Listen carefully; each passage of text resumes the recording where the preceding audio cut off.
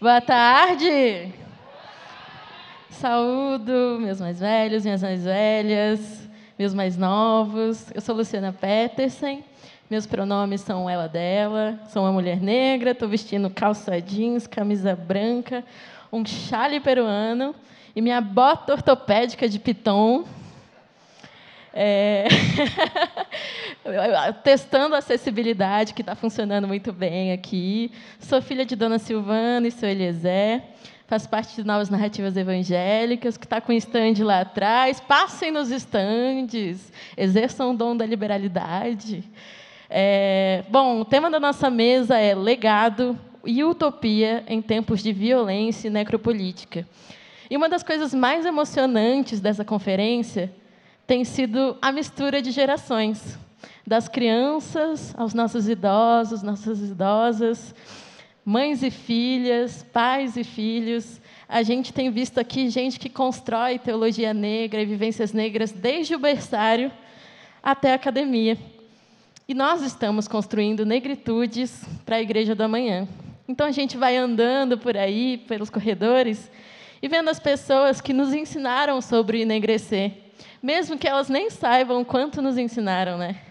E para que hoje a gente faça teologia negra no Twitter, no TikTok, na rede social, alguém fez nas comunidades, nas pregações, alguém fez nos territórios, alguém escreveu um textão de Facebook, alguém deu conselho, alguém escreveu liga, alguém fez arte, né? Alguém construiu quilombo, alguém construiu aldeia, alguém resistiu nos terreiros, e alguém resistiu nas igrejas. E as pessoas que compõem essa mesa são muito especiais nesse sentido, são pessoas que fizeram história para a nossa tradição. E nós queremos valorizar o legado da comunidade negra para alimentar as utopias. É esse legado de quem veio antes de nós que nos enche de esperança para vencer a violência cotidiana e a necropolítica que atinge o povo negro. Essa necropolítica que faz com que nossos corpos sejam alvos da política de morte. Então, é preciso trazer à memória aquilo que nos dá esperança, mas uma esperança que é aqui e é agora. Queremos vislumbrar um amanhã onde haja paz, justiça e alegria. Então, convido nossas convidadas, nosso convidado, pastora Eliade Santos. Palmas! Reverenda Eliade é pastora, teóloga, possui mestrado em Ciência da Religião pela Universidade Metodista de São Paulo, tem experiência no terceiro setor, com ênfase nas áreas de etnia, gênero, diversidade sexual, missionária metodista da Junta Geral de Ministérios Globais, servindo no Ministério aos Pobres, por meio da Igreja Metodista na Itália. Então, convidada internacional, pode se sentar, minha irmã. Maricel Mena Lopes. Mais palmas!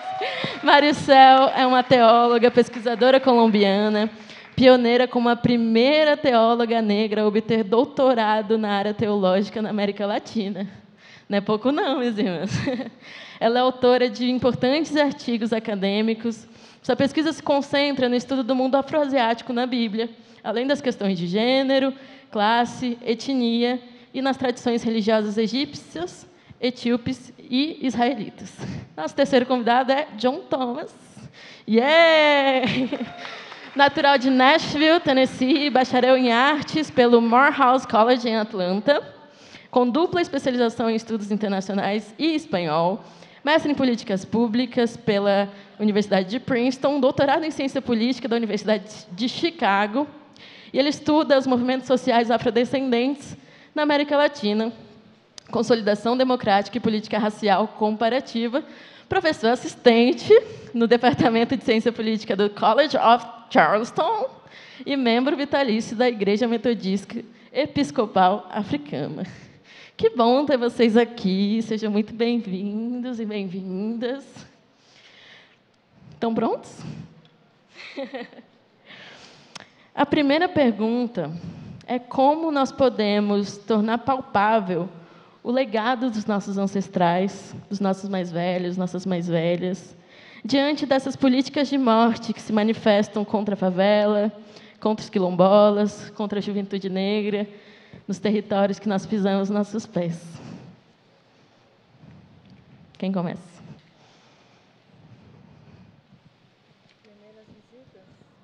Primeiras visitas? Primeiras damas? Eliade, pode começar? Bom, eu já estou me sentindo vovó da teologia, né?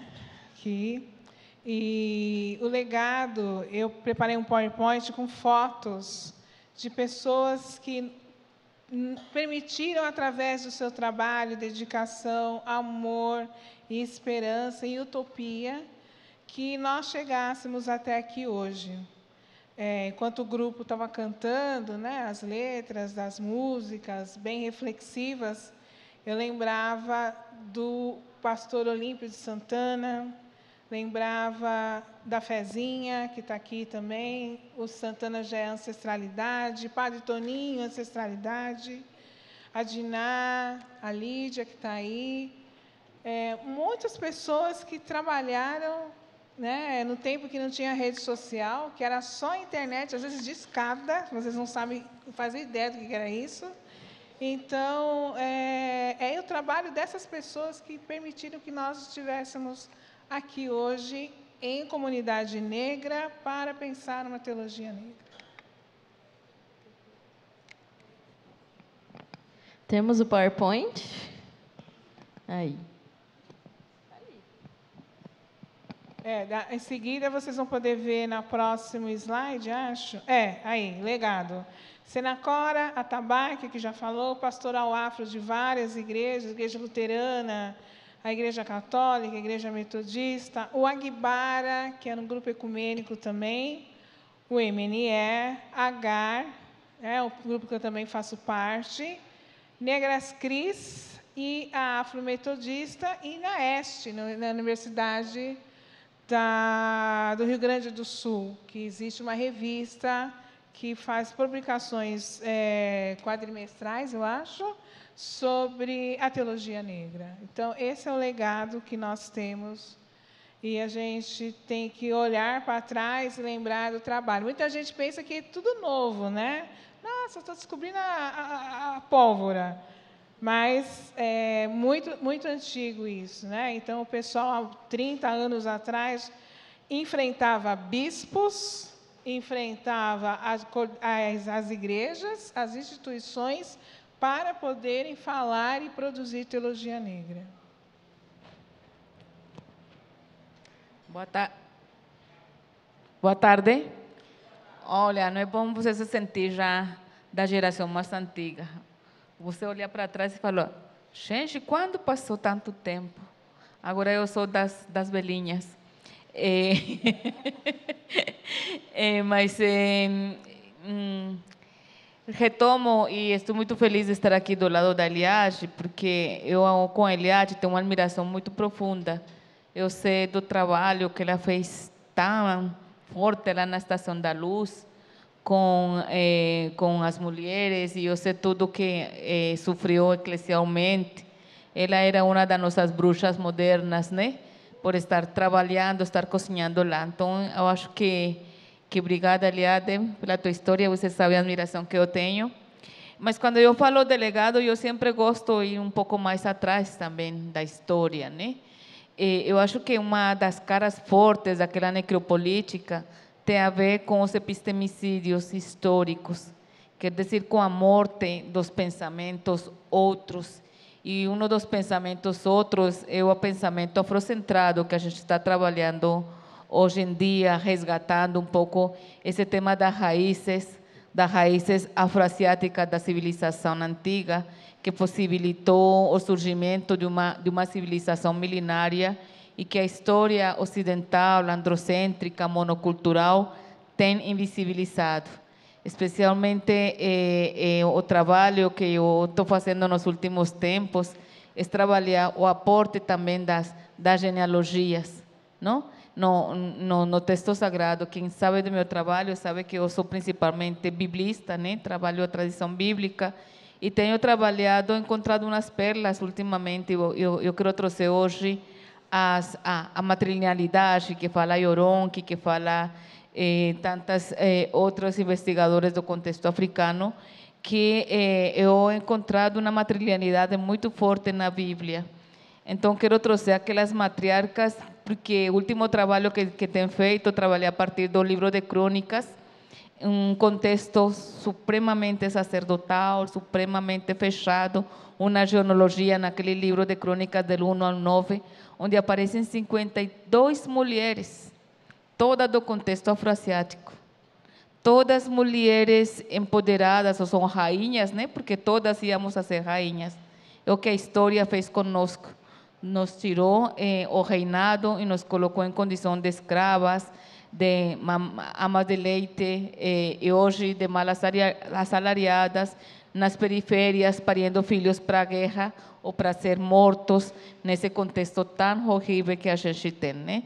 Então, encontrei não somente rainhas, princesas, mas encontrei mulheres que resistem desde suas corporeidades estéreis, né? Não estéreis, aquelas invisibilizadas dos grandes metrarrelatos que estão aí e que constituíram uma leitura alternativa no segundo templo, além daquela genealogia grande de um monte de homens, patriarcas, mas a gente encontra uma genealogia muito interessante. Eu chamo a atenção que quem encabeça aquela genealogia é justamente Seturá, a segunda mulher do patriarca Abraão.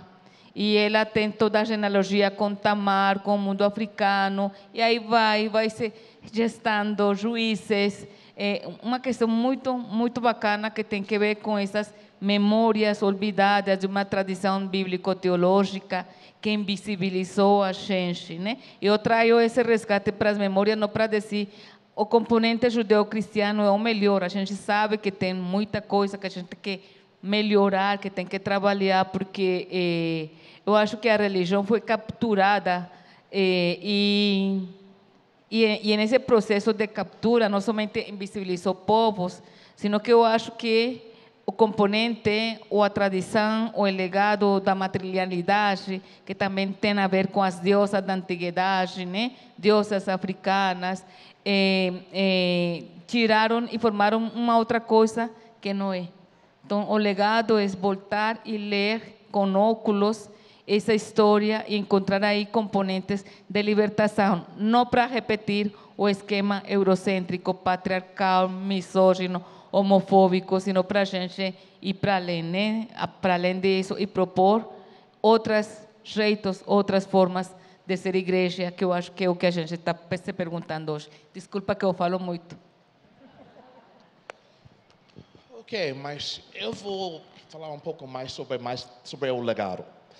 Eu acho que para entender sobre o que estamos vendo agora no Brasil, sobre o que é a igreja evangélica, temos que ver como chegou a igreja evangélica aqui. Temos que lembrar que a igreja evangélica aqui chegou por missionários dos Estados Unidos, mas não missionários que chegaram do norte dos Estados Unidos. Chegaram aqui do sul. Os missionários que levaram as igrejas batistas, metodistas, presbiterianas, anglicanas, foram pessoas do sul dos Estados Unidos, confederados fugindo à derrota na guerra civil e querem ir ao Brasil para levar seus escravos. Lembra que a escravidão aqui se terminou após 15 anos depois dos Estados Unidos. Então, temos que começar a ver o evangelho que chegou aqui foi um evangelho branco. Foi um evangelho sem o conhecimento racial. E pior, a denominação mais grande aqui é a Assembleia de Deus, não é? Eles têm uma história, e eu tive um livro, o livro está lá, sobre a Assembleia de Deus. Mas eles não contam toda a sua história. A história da igreja pentecostal começou numa igreja negra. Uma igreja negra. O movimento pentecostal foi um movimento integrado. O que aconteceu? Por razões de segregação, formaram duas igrejas. A Assembleia de Deus, que foi pentecostal branca, e a Kojiki, que foi pentecostal preta. Assembleia de Deus, esse livro lá grande, lá, tá, isso. E nesse livro isso não está. Então, o Kojiki não chegou ao Brasil até 70. Então, imagina, o pentecostal que está aqui é um pentecostal branca segregada. Então, temos que começar de zero, de reaviver e retomar o que realmente deve ser uma igreja evangélica negra no Brasil. Temos que retomar esse legado. Surpresa, ele fala português.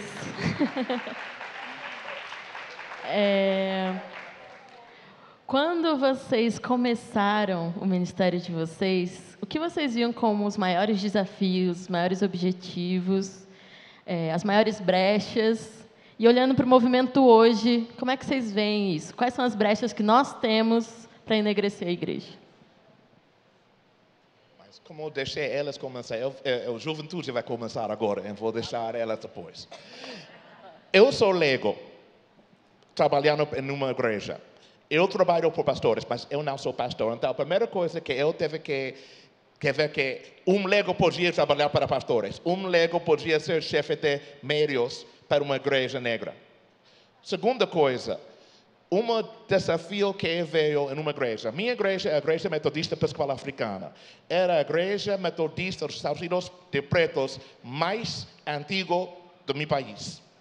Essa igreja foi fundada por um homem, Richard Allen, que saiu da igreja metodista em 1787 por causa da discriminação. E 200 anos ainda estamos lá. É uma igreja preta, progressista, mas além disso, também tem seus preconceitos. Então, eu tive que ver dentro da minha mesma igreja o progressista de dizer, mas vamos voltar para o pessoal que ajuda trabalhadores. Mas não vamos falar sobre sexualidade. Não vamos falar sobre patriarcado. Então, o que eu tive que fazer foi, primeiro, convencer a igreja que um leigo podia fazer o trabalho. E, segundo, ajudar o pessoal a ver que, por ser preta, não significa que nós somos progressistas. É uma batalha que até agora estamos fazendo. Bom, eu tive que enfrentar uma igreja inteira que dizia que eu tinha um lugar específico. Porque mulheres negras têm lugares específicos, né? Então, as mulheres negras têm que ser boazinhas, caladas e só ficar como vaquinha. E quando a gente não é tão boazinha, a gente paga um preço alto. Quando a gente é bocudinha, a gente fala, né?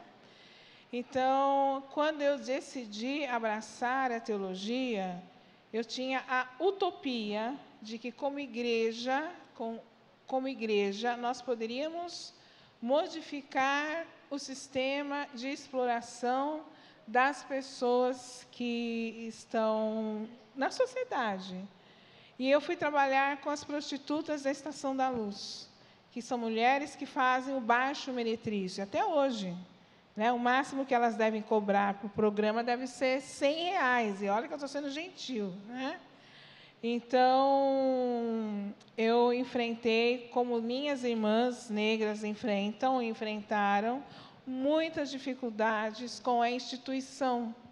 Porque as mulheres negras nas igrejas, elas não têm os melhores salários, elas não têm as melhores condições. Eu sou pastora há 40 anos, quase, 30 e poucos anos, e eu nunca recebi no Brasil um salário de presbítera da igreja.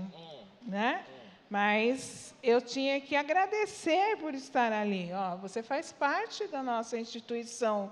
Seja gentil, né? Você já está aqui com a gente. Então, é preciso, e hoje, quando eu vejo os jovens, as jovens, manifestando hoje, cantando esse tipo de música, me dá muita esperança de que a coisa, apesar de toda a situação difícil que a gente está vivendo, existe um pouco mais de unidade, união, para que as coisas possam acontecer melhor, né? Porque antes era eu na Igreja Metodista, Maricela na Colômbia, uma lá no Rio Grande do Sul. Era muito difícil você trabalhar com gente espalhada. O sistema funciona melhor assim, né?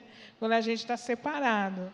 Mas é muito importante que a gente consiga sair daqui com estratégias de como enfrentar esse sistema que ainda continua nos oprimindo e dizendo para mulheres negras, especialmente, pastoras, que vocês façam o seu trabalho e sejam boazinhas, por favor, sem muitos questionamentos, continuem só fazendo assim e vai ficar tudo bem, né? É bem difícil mesmo.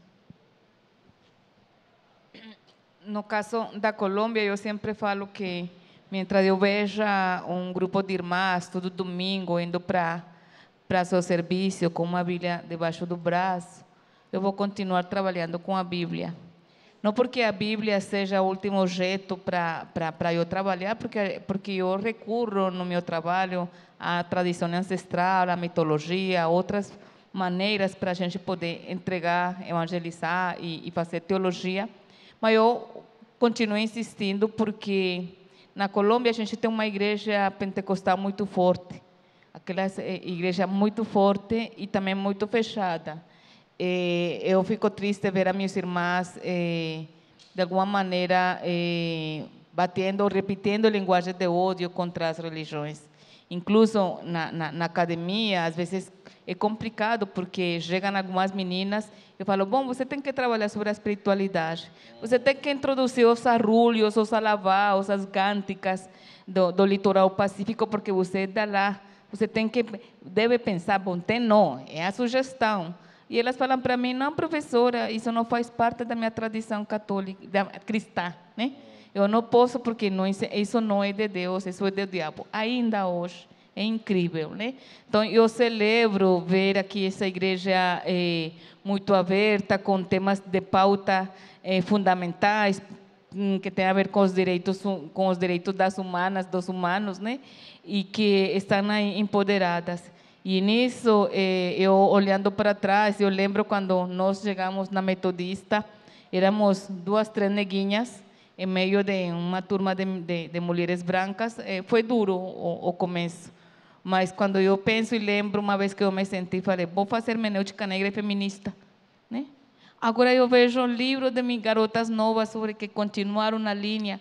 Olha, meu coração fica muito grande. Eu acho que parte do legado da resistência, que eu falo que até o final dos meus dias, eu vou continuar com esse trabalho, com esse serviço, que é um serviço que eu falo, às vezes fica com dor quando falam que as acadêmicas estão aqui e acá, né? Porque a gente está em todo lado, em todos os frentes. E eu não me arrependo de que um dia a professora Ivone Guevara falou para mim, quando eu falei, vou fazer uma missão lá em Haiti. Ela falou, não, teu lugar é a academia, fica aí, fica aí. Então, eu não me arrependo de haver optado pela academia, de ter formado muitos meninos, meninas trabalhando a questão da negritude, porque uma universidade que tem dois pretos, todos os trabalhos dos meninos indígenas e negros chegam hacia mim, para que eu acompanhe, porque não tem professor, não tem professora. Então, é um serviço que a gente também faz para isso, e vocês sabem que não é fácil. Para nós, o trabalho da escritura de texto não é fácil, né? Aí onde eu falo, a academia é horrível e perversa conosco.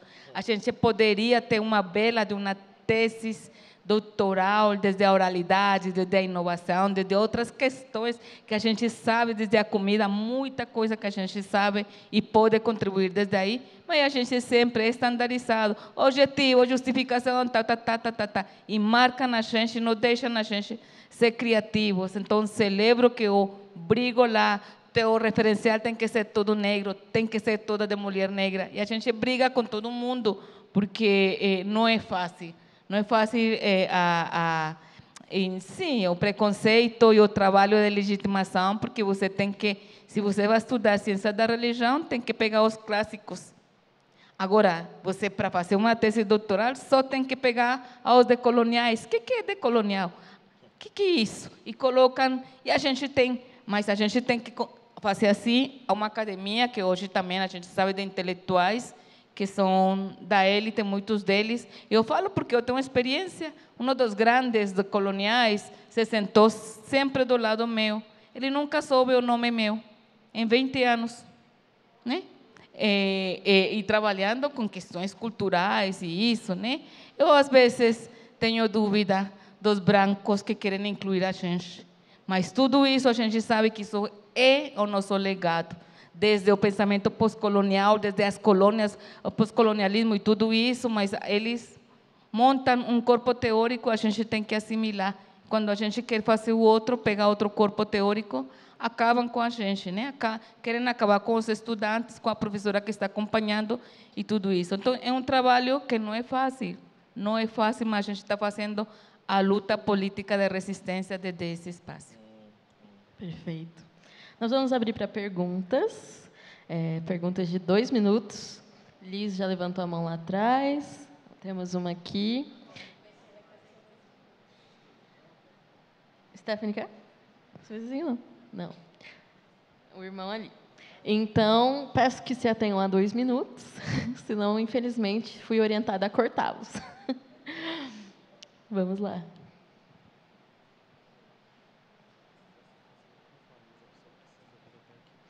Então, quem quiser fazer pergunta, vem aqui do meu ladinho, que eu vou estender o meu microfone para vocês.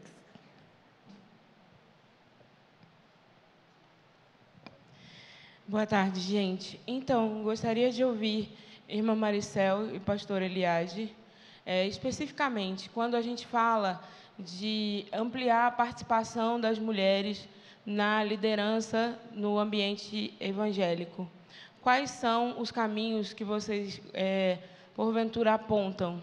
Porque o que a gente percebe é que continua, de alguma maneira, a coisa de as mulheres trabalham, as mulheres tocam o trabalho da comunidade de fé, as mulheres cuidam das crianças, as mulheres cuidam da cozinha, as mulheres cuidam da produção desse evento, mas nos lugares de produção e de fala e de reflexão, ainda não se vê uma participação expressiva das mulheres. Então, gostaria de ouvir vocês a respeito de que sugestões e que indicativos de caminho vocês têm para dar nesse sentido.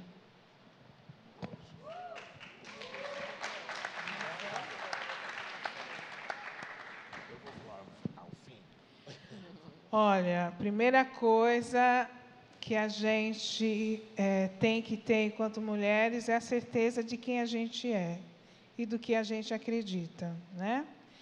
E vestir e ter a sacolinha da paciência, às vezes, né? E também tem a sacolinha do, olha, você sabe, não digo F, né? Mas assim, né? Eu, por exemplo, muitas vezes eu chegava nos lugares e falava assim para os meus superiores, que geralmente falavam assim para mim: você sabe com quem você está falando? E eu repetia: você sabe com quem você está falando? Também, né? Porque às vezes a diferença era que eu, enquanto presbítera, o bispo tinha sido eleito, eu não tinha concorrido, mas era o mesmo grau, né? Vamos dizer assim. Então, quando a gente tem certeza daquilo que a gente quer, do que a gente acredita, a gente tem que se preparar para enfrentar esse sistema, que a gente enfrenta todos os dias como mulher, não é? A gente enfrenta o sexismo, a gente enfrenta a misoginia, né? A gente enfrenta um monte de situações e a gente tem que, cada vez mais, se unir e dizer, né? Como maioria das igrejas, nós somos a maioria das igrejas monoteístas, pelo amor de Deus, né? Então, o que a gente tem que fazer? Eu já propus uma greve. Eu já propus uma greve.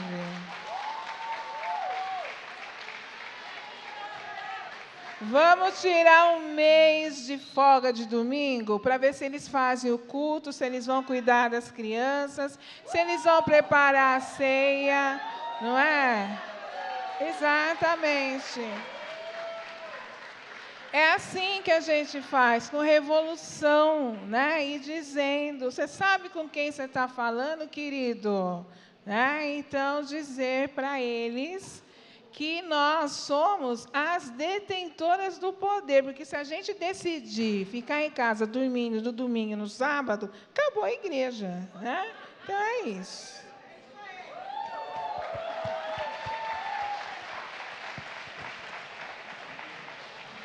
Olha, como vocês sabem, eu sou ecumênica, mas ainda eu nunca me saí da tradição católica. Eu trabalho na Universidade Católica e meu universo, apesar de que é ecumênico, também é católico. E faz pouco fizeram essa pergunta e a resposta minha, dentro da minha tradição, e com a desculpa dos colegas LGBTQ+, mas eu acho que a Igreja Católica os aceita eles primeiro do que a nós, mulheres. Aí eu acudo e pergunto, o que fez a vida? O que fizeram as mulheres, aqueles homens, para que a vida deles seja reforçada a partir da testosterona feminina, masculina, né? E eu retomo, você vai a um convento, a uma casa dos seminaristas, tem um monte de homem pendurado nas paredes, não tem nenhuma mulher. Se você vai a uma casa de freira, você vê freira e você vê padre. Então, o que tem a vida tão bonita só? O que fez a mulher para que o amor seja tão maltratado com relação ao gênero feminino? De não pensar em que um dia é possível incluir as mulheres dentro do presbiteriado, né? Como presbítera, retomando a igreja cristã primitiva, onde tinha muitas presbíteras. Por que a gente não pode participar do bolo? Qual é o poder? É um bolo de poder, a gente chega lá e vai distribuir de um jeito diferente? Eu acho que sim.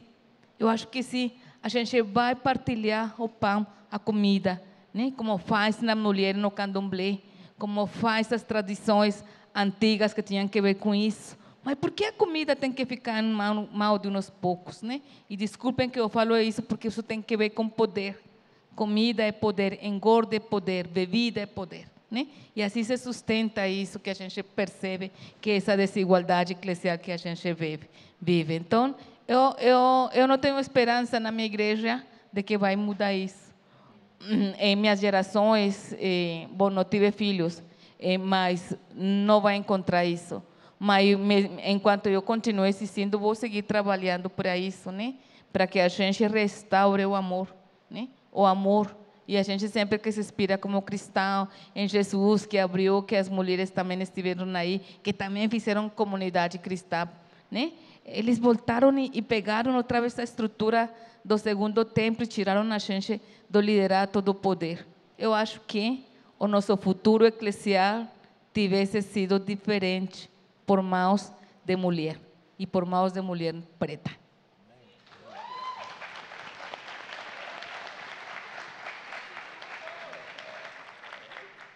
Eu quero responder como aliado e também como alguém que vem da fora, que vem dos Estados Unidos. Lembra que eu disse que a minha igreja é uma igreja maioritariamente preta. Lembra que a minha igreja foi fundada em 1787. Não tivemos nossa primeira mulher presbítera até 1960. Nosso primeiro bispo foi eleito em 1816. Não tivemos uma mulher bispa até 2000. Por ser preto, não significa que você é progressista. Sim, embora, uma coisa que eu quero dizer a vocês é: a mulheres da minha igreja, e eu preciso honrar as ancestras, elas lutaram por o direito de ser escutadas e por seus ministérios ser reconhecidas. E imagino que algum de vocês aqui conhece o nome Jacqueline Grant. Ela é da minha igreja, ela é da minha denominação. Ela, em grupo de mulheres, formaram um comitê para assegurar que as mulheres podiam ter acesso ao Ministério e oportunidades. Foram elas que impulsaram, duraram 30 anos em ter uma bispa. Ora temos 2 mulheres bispas, 5 eleitos, 2 ativas. As mulheres organizaram, então as mulheres têm que organizar, têm que lutar para seu espaço e os homens têm que ceder espaço e ajudar. Às vezes, aliado não tem que estar à frente, tem que estar atrás. Então, a segunda coisa que eu quero dizer, sinceramente, é para vocês aqui no Brasil. Deve saber que tem coletivas de mulheres presbíteras, pastoras nos Estados Unidos, olhando para vocês. Elas ajudariam vocês. E eu acho que as mulheres sempre tinham sido mais progressistas que os homens. Então, eu estou ansioso para o dia onde, eu sei que Jackson está aqui, que o Movimento Negro Evangélico vai ter um encontro especialmente para mulheres pastores dos Estados Unidos e do acá para falar.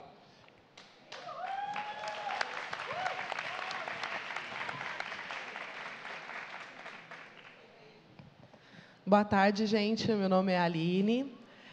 Aqui foi falado bastante, inclusive, nossa mediadora perguntou sobre como enegrecer a igreja. E aí também a colega perguntou sobre a participação das mulheres. Mas nós, mulheres, nós somos historicamente subjugadas, mulheres negras, então. Então, a autoestima da mulher, ela não é uma autoestima tão empoderada. São poucas, são raras, é um grupo privilegiado. Então, muitas vezes a gente encontra essas mulheres que trabalham e que fazem não só na igreja, mas fora da igreja, mas que não se sente preparada, que se boicota, que acha que não está pronta, que acha que não sabe, e que, às vezes, não se coloca nesse desafio de tomar a frente, porque, historicamente, elas nunca tomaram a frente. Então, também, papel da igreja, talvez, empoderar essa mulher para que ela assuma esses lugares. E aí eu queria entender de vocês como que a igreja faz isso, para poder buscar essa mulher. Eu trabalho com movimento social, e nem todas as mulheres querem falar, querem estar à frente, querem participar e querem ter voz, porque elas não se sentem prontas. Como que a igreja tem o papel de preparar essas mulheres para que elas se sintam poderosas para fazer isso? É isso, obrigada. Mas eu pergunto, quem é a igreja? Quem é a igreja? A quem que a gente está delegando responsabilidades? A igreja nós somos todas, todos, nós somos. E aí nós, eu estou falando no grupo lá na consulta, estávamos trabalhando sobre a filosofia Ubuntu, que é só porque nós somos, né? Aquela filosofia integral. Eu acho que é um compromisso que todas e todos temos como membros eclesiais. Se você tem um pastor, você vai colocar o pastor, vamos fazer isso. Porque a gente não pode esperar que a igreja faça nada se a gente não se sente parte, ator, atriz desse entramado e faz a transformação. Então, o que é a igreja? É uma estrutura, um edifício? Como é que responde essas paredes? Ela não vai responder, somos nós. Então, eu acho que aí, eu agir, a gente não tem muita resposta, muitas perguntas, porque a gente, essas coisas, cada quem no seu contexto vai fazendo a transformação e vai mudando isso.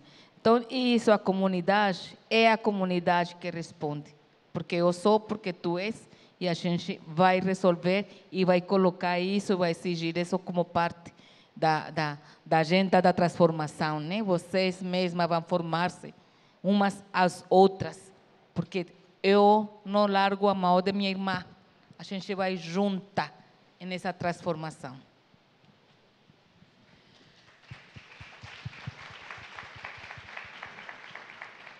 Eu penso que enquanto a gente ainda viver enquanto igreja, como evangélicos, em que Deus é homem, Jesus Cristo é homem, o Espírito Santo é masculino, e que a gente não tem a gente não trabalha nas igrejas essa questão de gênero, e a gente não trabalha na questão de minar esse patriarcado que existe na igreja, nós vamos continuar sempre enxugando gelo.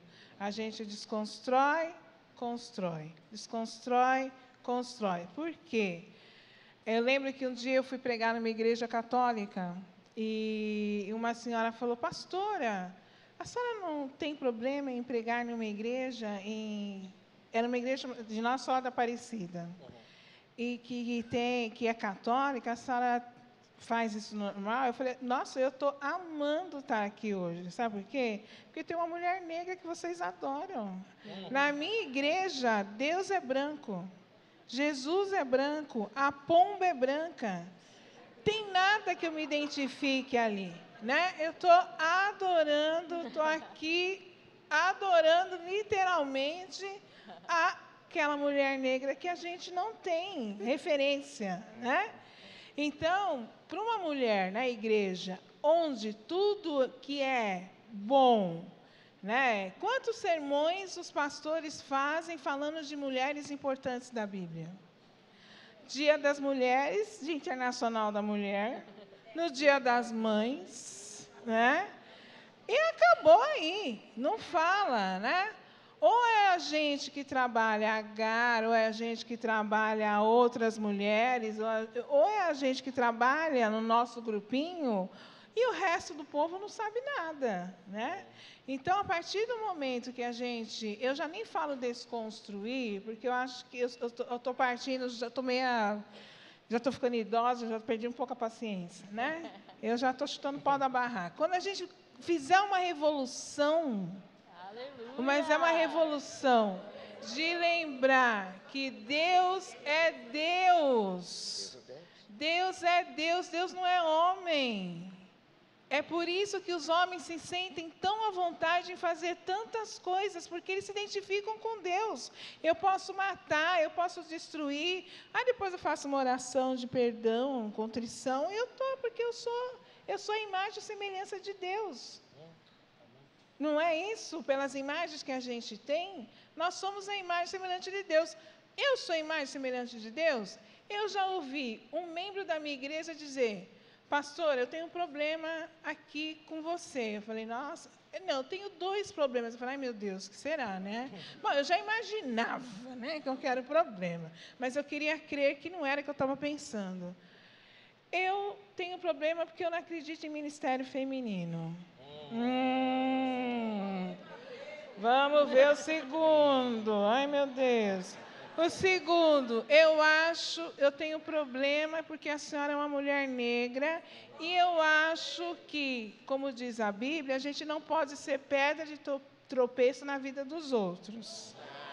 Aí eu disse para o homem branco que estava falando para mim: eu tenho 2 soluções para você. Primeiro, você pode arrumar uma igreja com um homem branco pastor, né? Ou segundo, você fica em casa assistindo Faustão. Porque você está querendo que eu saia da igreja, está me chamando de pedra de tropeço na sua vida? Queridinho, olha o meu tamanho, eu não sou pedra, não, eu sou rocha. Entendeu? Vai embora.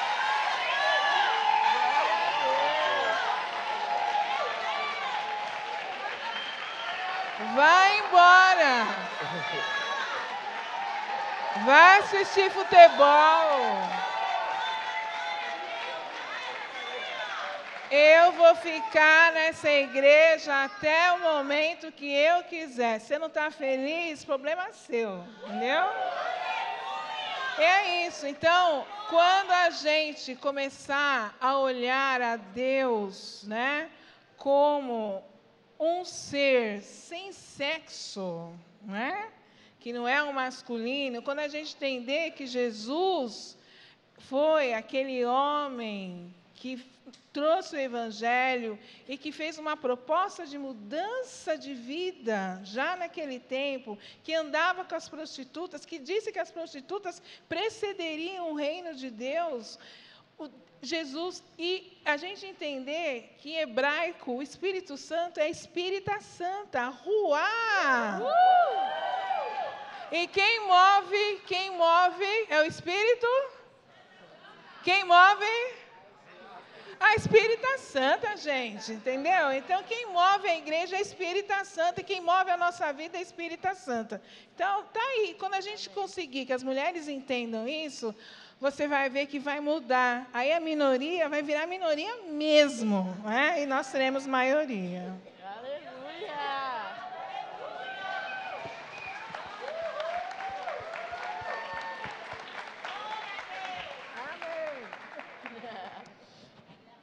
Você fala uma palavra, desconstrução. Desconstrução. Eu nunca vou esquecer. Um dia, na minha igreja, estávamos celebrando o Dia das Mulheres. E o canção para o dia foi... eu não sei, essa canção existe em português, Deus de Nossos Pais. E estávamos como... Por que você está cantando Deus de Nossos Pais? É Dia das Mulheres. Então, nós temos que desconstruir nossa liturgia, nossa maneira de falar, tudo isso, porque Deus é Deus. Na minha igreja, nosso publicador, fizemos uma radiografia de todos os himnos, tudo para ver coisas racistas e sexistas, para sacar elas, porque você está cantando e orando coisas sexistas, racistas, que você nem por haber dito tal tempo, você não lembra, você está dizendo coisas assim. Então, eu disse que temos que desconstruir tudo. Temos que olhar a liturgia, temos que olhar como falamos e também, por exemplo, essa reunião. Quando eu estava levando as pautas para aqui, diz, quando fala mulher, nenhum homem deve interromper. Coisas assim. Coisas tão sensíveis devemos também fazer na igreja. Se nós começamos a respeitar as mulheres, como nós aqui estamos respeitando uma outra, o mundo vai cambiar, o mundo vai mudar. Desculpa para meu portunhol, é um dia longo, mas eu acho que vocês me podem entender. Tem uma última pergunta. Última pergunta do nosso amigo.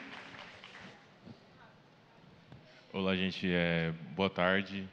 Meu nome é Matheus. Eu sou natural daqui, da periferia da Grande São Paulo, de Jandira, mas estou morando no Mato Grosso do Sul há 11 anos.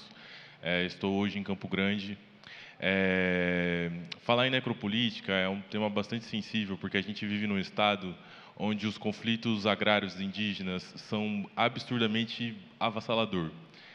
Diferente do que acontece na periferia, que ainda aparece na televisão, sai no jornal, a mídia tem cobertura, junto aos povos indígenas a gente viveu o sofrimento, a fome, a falta de água cotidianamente, um genocídio terrível.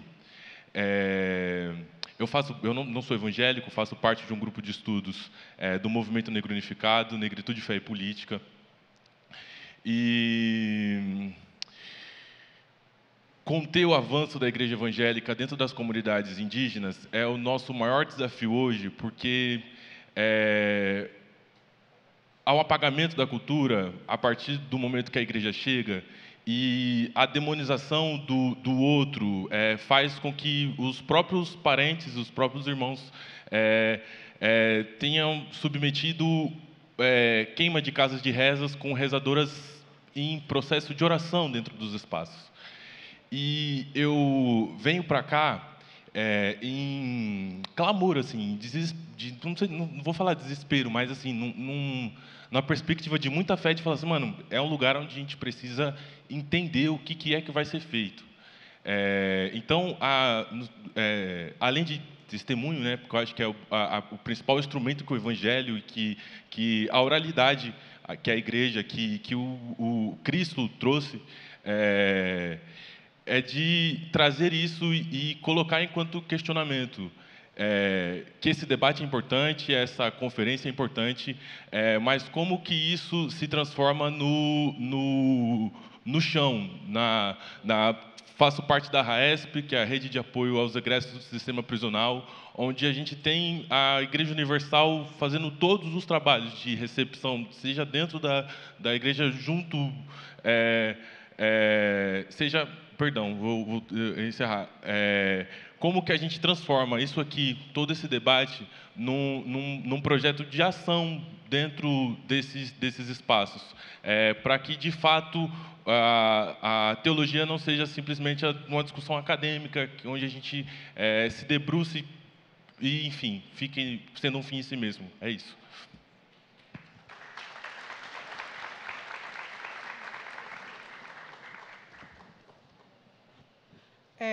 Eu tinha me preparado para falar sobre isso, sabe, também. Porque, querido, enquanto nós estivermos vivendo no sistema capitalista, não vai mudar. A utopia nossa, minha, é que nós consigamos fazer, enquanto filhos e filhas de Deus, seguidores do Evangelho de Jesus Cristo, o que Jesus fez no tempo dele, uma revolução. Por isso que ele foi assassinado. Né? Ele foi assassinado, tá?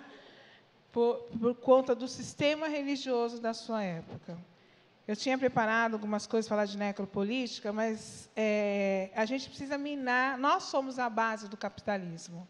O capitalismo se mantém por causa da misoginia, da LGBTfobia, do racismo e de todas as situações. Enquanto a gente estiver sustentando esse sistema, com nossa vida e com o nosso corpo, não vai mudar. A gente precisa quebrar esse sistema.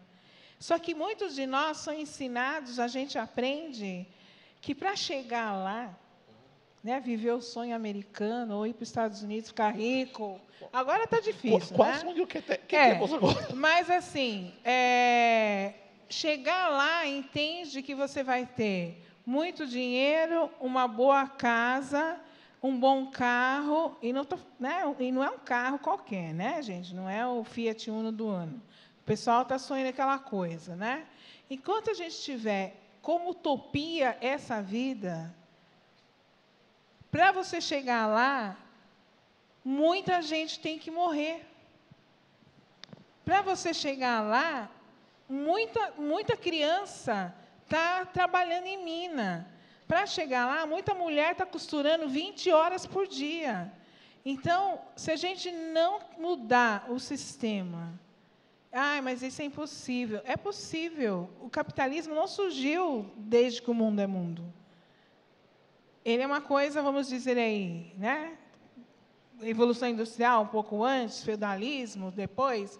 Mas, enfim, enquanto a gente não tiver a ideia de que a gente precisa mudar esse sistema, enquanto a gente não estudar Atos 2, 42 a 47, lembrar que a igreja que iniciou eles tinham tudo em comum, vendiam os bens e compartilhavam. A gente está querendo compartilhar o quê? Sendo que a gente vem na igreja e pede para Deus olhar para mim, cuidar de mim, da minha família, dos meus problemas e atender os meus desejos. Eu não escuto mais música coletiva. É só eu.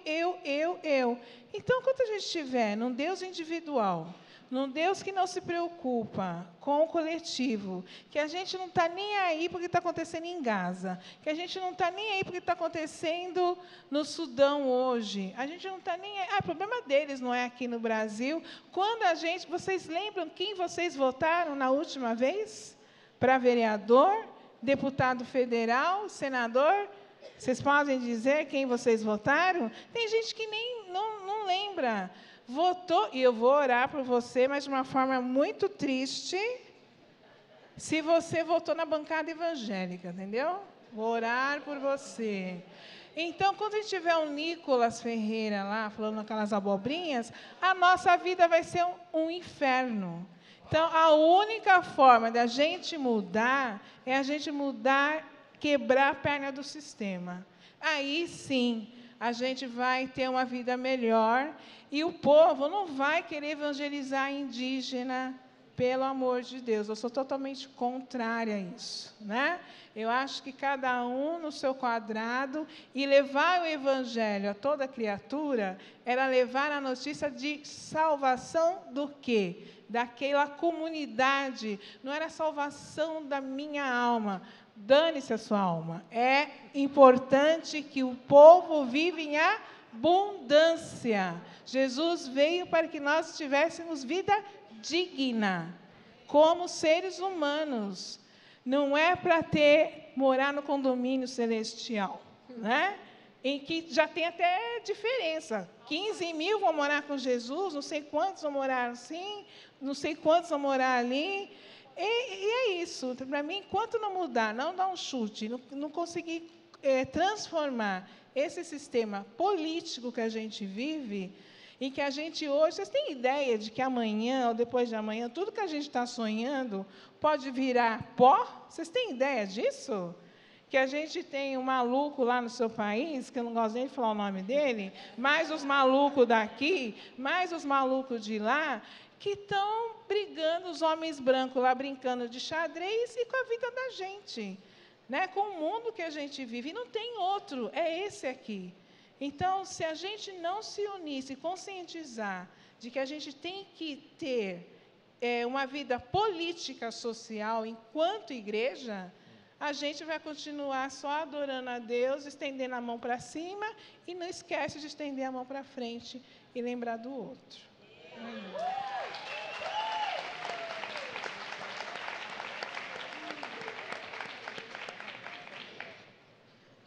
Uma coisa que devemos lembrar é que a necropolítica começou quando chegou o primeiro africano escravizado no Brasil. Lembramos que a expectativa de vida de uma pessoa escravo foi como nem 2 anos. Nós não sobrevivíamos, nós não podíamos sobreviver. E a igreja agora tem que trocar de ajudar-nos a sobreviver a como viver. Não sobreviver, mas viver. E viver em plenitude. Então, a igreja que não cuida do pessoal, não é igreja. Para mim, eu às vezes quero perguntar ao maluco que vocês tiveram, e espero que vocês vão meter esse maluco na cadeia. Eu quero perguntar a ele, qual parte da Bíblia você está lendo? Porque a Bíblia que eu conheço, Jesus Cristo me diz, devo cuidar do rebanho. Mas acho que eles esqueceram isso. Uma lição que vocês podem aprender de nós, os Estados Unidos, nossa igreja preta, foi, em uma época, nossa igreja foi centro da comunidade. Ajudou a comunidade a comer, a aprender.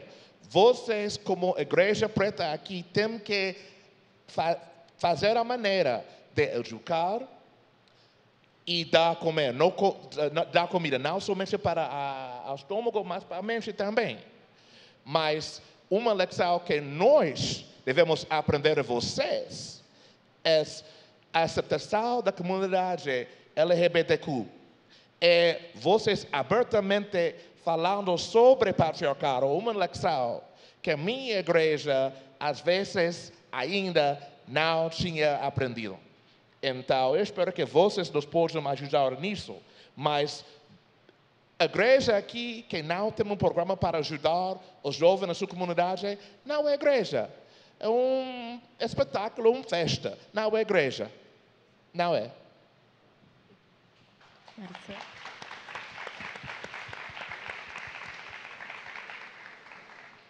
Não sei se tenho mais, porque já falaram tudo, mas eu só lembro desde que eu estava criança, 11, 12 anos, eu estou em grupos juvenis, trabalhando nas periferias, trabalhando com comunidades, e eu faço avaliação até aqui, e eu falo, bom, a gente trabalhou tanto com a teologia da libertação, mas as cárceres continuam cheias de pobres, pobre mata pobre, a pobreza continua, e a gente continua nos setores.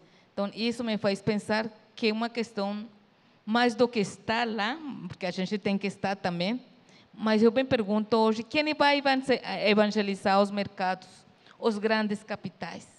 Quem vai trabalhar enquanto a gente fica aqui? Eles se fortalecem, a indústria de armas se fortalece, mandam para que a gente se mate entre nós mesmos e a gente fica aqui, né? Sim. A mineria ilegal continua acabando com o nosso território, as grandes empresas, e a gente continua dando palma ao pobre aqui, né? Mas quem está trabalhando, ou como é que a gente vai mais para além? Aí onde eu sempre falo, a gente tem que estar em todos os espaços. Quem tem essa condição política de trabalhar a escala mundial, de estar com G7, com os países mais ricos, e trabalhando e vendo, fazendo plataforma ética, eu também me tiro o chapéu, porque lá também é um espaço, né? A gente tem que estar com todos os espaços, porque se a gente fica esperando a que a estrutura mude, as bases da estrutura que suportam somos nós, os pobres, né?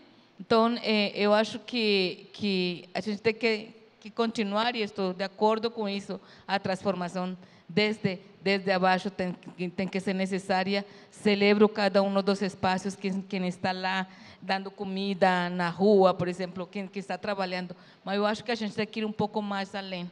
Eu me lembro das críticas que eu fazia à teologia da libertação, sempre falava, por exemplo, quando leiam Atos 8, o etíope eunuco, o pobre, o castrado, o humilhado recebirá, né? E colocavam a gente mais em condição de para baixo, de assistencialismo.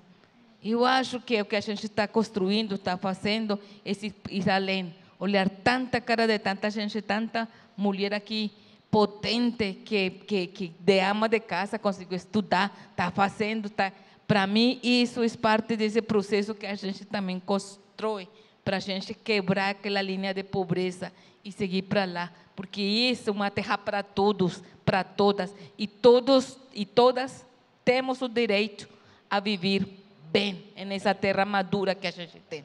Sim? Então, é cambio de estrutura, cambio de mentalidade, ajudar, mas para sair, para se formar, para pensar diferente, porque o sistema não quer que a gente pense. O sistema quer que a gente continue nessa condição de coitado e pegando esmola. Mas a gente é mais. O continente africano espoliaram até hoje, continuam. E a gente continua, é uma dívida. E a gente tem que quebrar isso e trabalhar. Então, é isso. A gente vai bailando, vai caminhando por todos os setores que a gente tem que fazer, porque a estrutura sozinha, ela não vai cair, ela não vai tirar, não vai. Não? Eles falam de uma mundialização. Então, todo mundo se conecta, interconecta, mas os dólares só ficam em uns poucos e os outros não partilham isso. Então, a gente tem que trabalhar ainda muito para isso. É a resistência e a transformação e a educação. Muito obrigada pelo legado de vocês. Vocês abriram um mato com peixeira, como a gente fala aqui para a gente. E é muito bom ainda aprender. Depois de tanto ler vocês, estar aqui sentada lado a lado, mas saibam que vocês inspiram essas meninas que estão aqui, esses meninos. Muito, muito obrigada por tudo que vocês fazem. Obrigada, querida, também, pela história de vocês. Assim encerramos a nossa mesa e os MCs vão continuar. Mas tem muito a enegrecer por aí. E vamos que vamos. Obrigada, gente.